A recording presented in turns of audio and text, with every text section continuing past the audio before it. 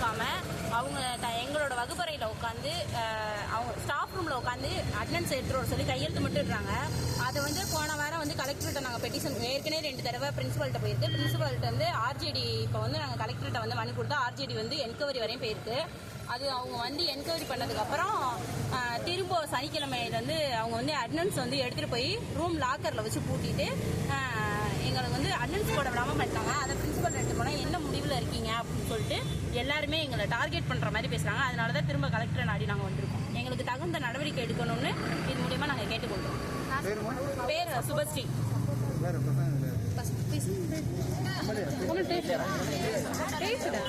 எல்லாரும் காலேஜ்ல எல்லாரும் சப்போர்ட்டா இருக்காங்க.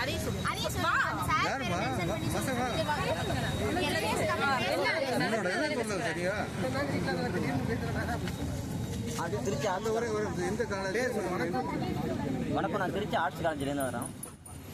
ஜாகிரபி டிபார்ட்மெண்ட்லேருந்து வந்திருக்கோம். எங்களுக்கு வந்து பாத்திமா மரியம் டாக்டர் அவங்க வந்து எங்களுக்கு வந்து சரியாக வகுப்பு அடைக்க வரதில்லை. வந்தாலும் வருகை பதிவீட்டில் வந்து ஸ்டாஃப் ரூமில் உட்காந்துட்டு வருகை பதிவீட்டில் வந்து சைன் பண்ணுறாங்க. பிரின்சிபல் மேம்கிட்ட போனதுக்கு வந்து எங்களுக்கு சரியான இதே கொடுக்கலை, பேசவே விடலை எங்களை வந்து மேமு. வந்திருக்க மாணவர்கள் பேரை ஒண்டியும் பேப்பரில் எழுதிட்டு வாங்க, அதுக்கப்புறம் நீங்கள் உங்கள் இதில் போட்டுக்கலாம், அட்டெண்டன்ஸில் எழுதிக்கலாம் அப்படின்னு சொல்கிறாங்க. இன்ன வரைக்கும் எங்களுக்கு வந்து அதுக்கு கரெக்டான எந்த ஆன்சருமே எங்களுக்கு சொல்லவே இல்லை. கல்லூரி நிர்வாகம் அப்துல் சலாம் என்கிற சார் வந்து அவங்க முஸ்லீம் அப்போ உங்களுக்கு வந்து சப்போர்ட் பண்ணுறாங்க. அப்துல் சலாம் என்கிற சார் வந்து அவங்க வந்து சப்போர்ட் பண்ணுறாங்க.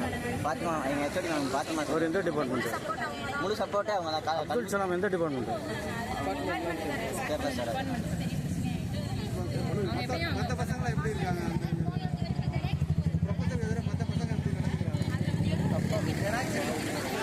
எல்லாருமே தப்பாக தான்